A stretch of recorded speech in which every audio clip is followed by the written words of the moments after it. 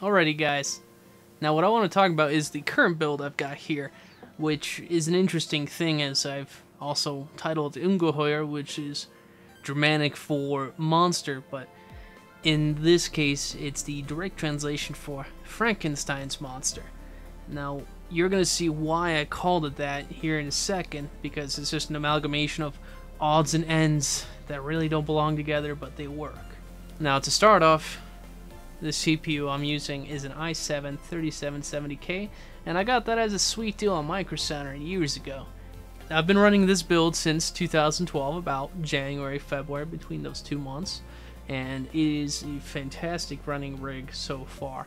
Now it's odd to say that because it's a little bit bittersweet, but I will be moving to an X99 build, which should be even more fantastic. Now the system would become secondary once I move to X99, and then that would become, say, a network resource for After Effects, or if I'm rendering on the 5820K, I can still game and do other nonsense. So onto the cooler for the CPU. As you can see, it's an oddball Evo 212 looking thing, but it's a Sigmatech Gaia, and it honestly is a fantastic unit. It keeps the CPU at about 3840 idle and about 66 load, 68, which is fantastic for an overclocked CPU. It runs cool, it runs great, and it used to only have one Sigmatech 120mm fan, which I replaced with two Enermax TB12s, which are silent fans.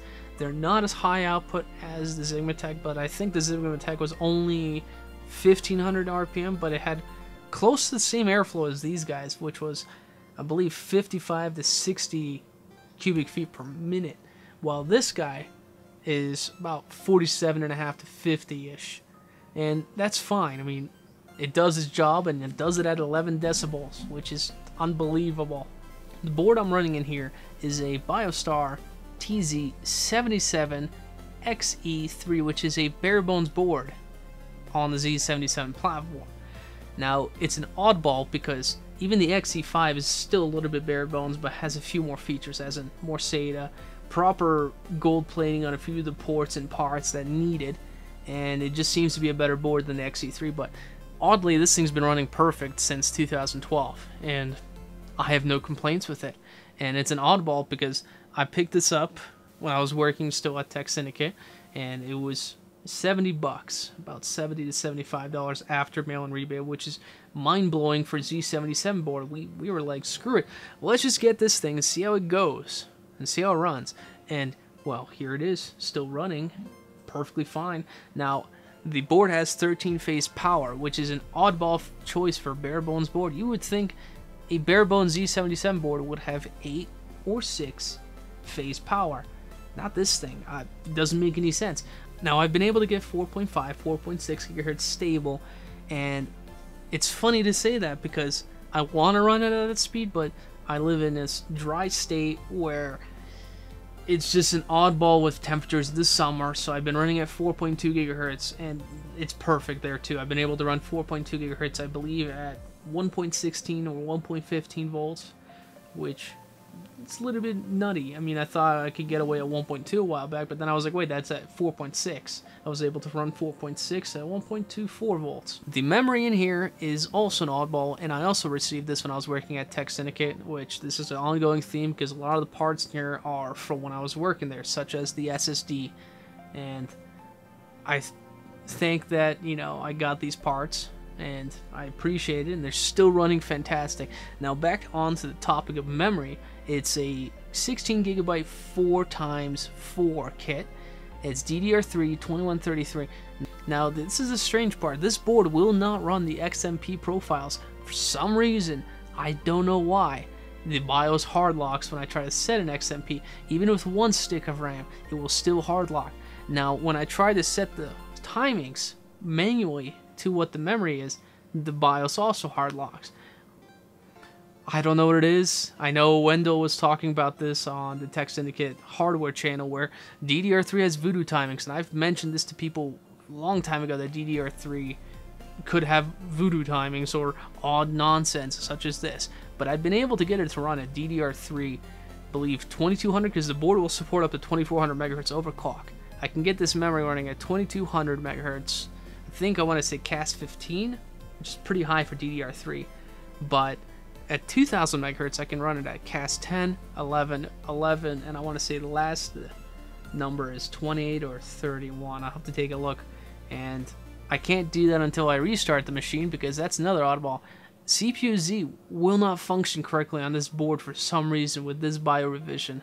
Now, this BIOS revision offers more stability and overclock, but CPU-Z likes to lock up and lock the system in a soft lock mode where the mouse still functions but nothing else works. I tried to figure it out with nothing plugged into the board, just GPU graphics. Nothing functions. I've given up. I've just let it run at the stable settings, and it's been stable for 3 years. I've done stress tests, I've gamed. It's rock solid. I didn't just go, oh, overclock and be done with it. I sat there for 24 hours just tossing stress tests with P95 and Furmark and Passmark, and I was just like, go, have fun. Now, past the memory and onto storage, as I want to get to that as well, the SSD I'm running is a Kingston HyperX 3K 128GB SSD, and it is a fantastic drive, and for the 3 years I've been abusing the hell out of it by running it as an OS drive, programs on there, and it's my temp drive where I dump large files that I need to work, because I don't install games on this drive. This drive is strictly for OS programs and large video files, audio files, photography, illustrative files for vinyl cutting. Well, you're asking, well, what do you do for your gaming stuff then? Well, I have currently 2 drives in here, and I'm going to get to why I say it that way. Now, in here, I have an old 750 Seagate, which I bought ages ago, probably the same time as the case, which I will get to last. It's an interesting artifact as well from the same time I bought that hard drive. Now, the secondary storage is a 2TB Seagate DM line, which is a refurb, as I previous one failed, and this one's exhibiting the same issues where it's just clunking loud on start. It's just terrible drive. I don't know why they made this thing, and I know I'm not the only one that runs into this. If anybody else is running a DM line Barracuda 2TB or even the 1TB, if you're running into the same issue, do tell me in the comments down below, because I'm curious if there's more people with issues with this drive. Now, I say 2 drives because I used to have 6 in this guy. There was a Toshiba 2TB, a Toshiba 2TB, a Western Digital Green 2TB, and another 750. It was madness. Absolute madness. Now you're thinking, wait, that's 7 drives. Well, the 2TB was out of that loop for a long time, because I got the refurb last year, and I said, I don't even want to bother with plugging this in. But when I moved all those drives to the server, I was like, well, screw it. Just stuck it in there and installed my Steam games and use it as a temp capture, temp recording drive, where I move anything important right off of it. I don't even think twice. Now, the video card in here is an oddball, as a lot of people will say, why don't you go for this other thing? You know, I went for an R9 Fury, the Sapphire Tri-X model, which is a fantastic card for the money. Now, some people are going to be like, whoa, you're full of it. That's crazy. Well, it runs all of my games on Ultra. Lots and lots of fun had with it so far, because I can enjoy my games on Ultra at a high frame rate, at $100 less than the 980 Ti, and for me that was a win, because I try to be budget minded as I possibly can, because otherwise I'm eating more ramen noodles than I'm supposed to, and then I feel like crap.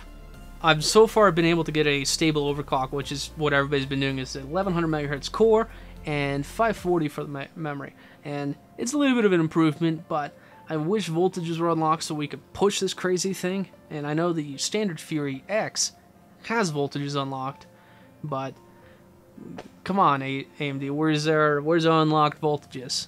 Now, let's talk about my ancient relic of a case, the Gigabyte 3D Mars. Now, for 2008, it was a fantastic case, and I do remember I got it for $129 on a promo sale on Newegg, which was absurd. Now, it's an interesting case. For 2008 it was top end, but for 2015 it's lacking, and well, to be frank and blunt, it's shitty. Now, there's no cutout for the rear of the motherboard to put in big heat sinks, so you could kind of put big heat sinks outside the case, but I personally don't like doing it ever that way. Now, I prefer to put my heatsink and RAM with the motherboard in the case instead of outside, because then I don't have to worry about a board bending and possibly breaking.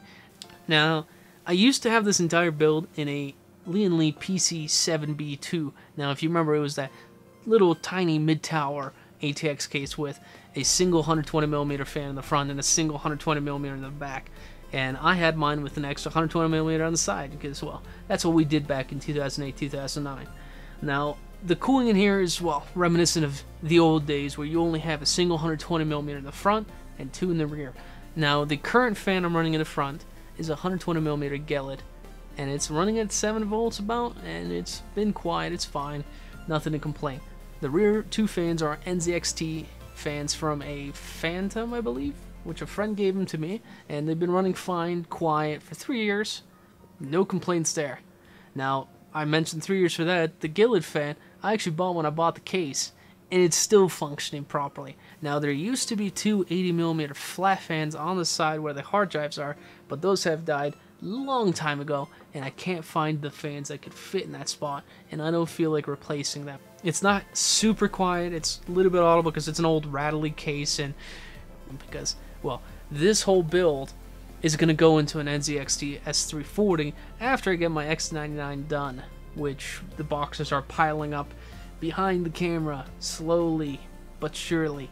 Now, let's talk about the power supply. In this current build, it's an XFX Black Edition 850 watt, and it functions as it should, and it's a Seasonic, and it's rock solid, and it's provided me plenty of confidence. So that currently is going to go into my X99, which you'll see it again in that video, which is kind of going to be funny, but that's going to go back into this build once I get a new power supply for that build. But that's another video. That's going to be a good one. Now, I'm currently only using onboard audio, which some people say boo, boo, boo, but I really couldn't tell the difference between an Azuntech I was running when I was running Windows 7 before I moved to 8, and then Azuntech stopped working completely because the drivers are gone and don't exist anymore. Now, I'm feeding that into an old school GVC 2-channel 100 watt RMS amplifier, and it's great, it's loud. Now, I am feeding that to a pair of very hungry speakers, a pair of Beovox S45 2s, and I got this from my current part-time gig that I'm doing at the thrift store, which just involves me moving stuff onto a trailer, which is kind of cool. I'm getting paid to work out, which I like, and I get sometimes cool stuff for free. Now, I'm surprised how good condition they are. Even the caps look fine for something that's almost 40 years old, but I do plan on replacing the caps eventually, and I will make a video on that, so that should be a good one. Now, moving on to my audio recording stuff in this whole entire setup video is, well, I'm capturing the audio in this crusty old M-Audio Fast Track USB I bought back in 2001. Now, it's crusty. I've tried to clean it. I've given up. I like the patina on it. It looks great. Now, maybe Icon could sell that for 4 times the value of what it was back in 2001, which I think we bought it for $250, and it still functions. Now, the audio being captured above me is a Shure PG57, which I believe my father bought this recently, and I use this on my stage setup, and I plan to replace it with a monoprice condenser because I want to capture the low ends a little bit more than this thing can. For some reason, this thing captures a little bit higher than my actual voice, which really bugs me. It bugs me to no end, but you know what? It works, it functions, and it sounds a little bit better than the old school VTech I got some drawer in some area in the house, and that thing was ancient. I believe it was purchased in 96, 95, and it still worked, but this is better. Now, the camera I'm capturing with, surprisingly, is a Sony A5000 series mirrorless DSLR, and I'm happy as hell with it. $500 kit, 2 lenses, lightweight, fantastic video quality. I'm pleasantly pleased for the money. Now, back on audio, if I'm listening to, say, some music or late at night and I just want to listen to headphones, I have these weird eBlue Cobras that I got a few years back, and for the money, they're interestingly good. I don't want to say fantastic because I've heard better headphones, but for 20 bucks, these are fantastic $20 headphones. I say that because It normally retails, I believe, 40-50 bucks, but you can find them on Amazon for 15 to 20 bucks depending on your color preference. They come in black, silver, orange, and green, and I think there was a blue version. Not 100% sure, but what's interesting is that I'm comparing them to a pair of Sonys I had before they fell apart because they were 25 years old, and the recent purchase of a pair of Super Lux's 668 series headphones, and those are fantastic on live sets that I'm using them on, or if I feel like listening to music and I want to be immersed, or I'm listening to an audio track that we recorded and I want to make sure it sounds good enough to put it up somewhere. Now, those headphones are a little bit trebly, but not too bad, and I got lucky with the drivers not being bassy at all. I mean, like I said, for live set where I gotta hear my drums, I gotta hear everybody singing, doing their thing, I gotta make sure, you know, it sounds good and know what's going on so I can actually keep up with everything and make sure something is not weird. Now, compared to the E-Blues are a little bit bassier, but strangely they're neutral. It's the weirdest thing, and that's all I can say. They're just strange. They're this weird $20 Chinese headphones with a fantastic color that I dig. Now, my two displays behind me are just a pair of AOC 23-inch IPS panels. The color quality is pretty good. I've seen better, but for an IPS panel, they're where there should be. The color spectrum on these two AOCs is perfectly fine for photo and video editing. They look fine, they're great. They're, well, as you see, thin bezeled, so they're fantastic looking. They don't produce a lot of heat, and, well, they're fine. But the stand they're on, well, I'm going to be blunt, is shitty. Don't skimp on your monitor stands, but I got it. It was 50 bucks at Micro Center on some weird discount deal they're doing. I was like, screw it. Let's get it. I mean, it's not terrible. I've seen worse, but they're at that point where they're just an average monitor arm setup for two monitors. And, well, the thing is just wobbly wibbly.